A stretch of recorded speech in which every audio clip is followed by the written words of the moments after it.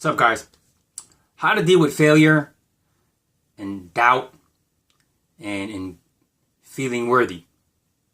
So many folks out there are having questions about how do I overcome the fear of failure? How do I fight doubt? I'm afraid I'm not good enough, etc.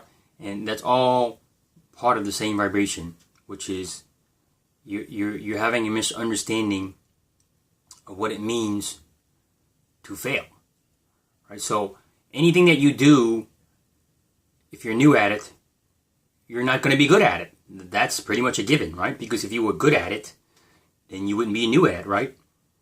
And so thinking that, okay, I'm not confident in this thing, or I don't have a skill in this particular area, and I won't start until I'm good enough, or until I feel good enough about it, or until I can guarantee that I won't fail. Well, that's a contradiction, right? Because if you're new at it, you're not good at it. Well, how the hell are you going to get good at it? Right? You got to get good at it by practicing. So the way to overcome your fear of failure or your doubt is by building confidence. And so how do you build confidence? Confidence doesn't just magically appear. I mean, it can if you just have that powerful belief that says you can do it. But in any given skill or talent or project that you embark on, if you're new to it, the way to build confidence is by doing it. And so people who are confident in anything, whether it be at their job, at a sport, at, getting dates, making money, whatever it is, right? That requires a particular mindset. So these people, some of the most successful people you've seen in the world, have failed many times. People have won millions or earned millions and lost it all, and they gained it all back.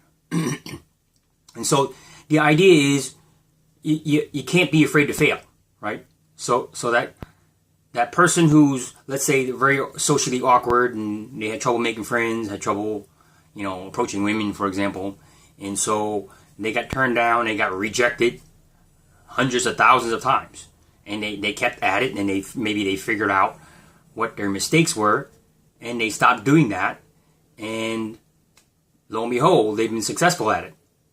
So if you think that you're going to just walk in there and not do any practice at all, whatever your gift is, you're trying something out, you're building a business, or you're a beginning artist or whatever, and you're afraid to put your work out there, you're afraid to express yourself, well, you can't get successful unless you practice, unless you apply yourself, unless you put yourself out there.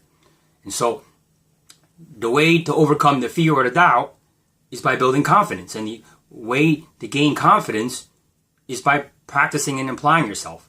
And that requires failing. So, for example, if you're a baby and you're learning how to walk for the first time, is it reasonable to say, look, I want to be able to walk without ever falling?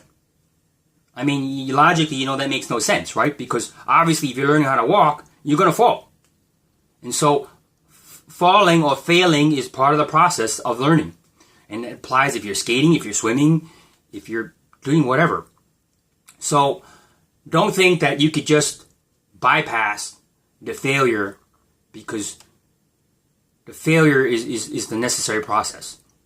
And if you have a strong triggering response to or resistance to failure, then you have to look at what that's about. Probably somewhere in your childhood or in your dysfunctional relationship or whatever, or maybe you have negative talk about yourself that you're not good enough and you're ashamed for it or punished for it or whatever.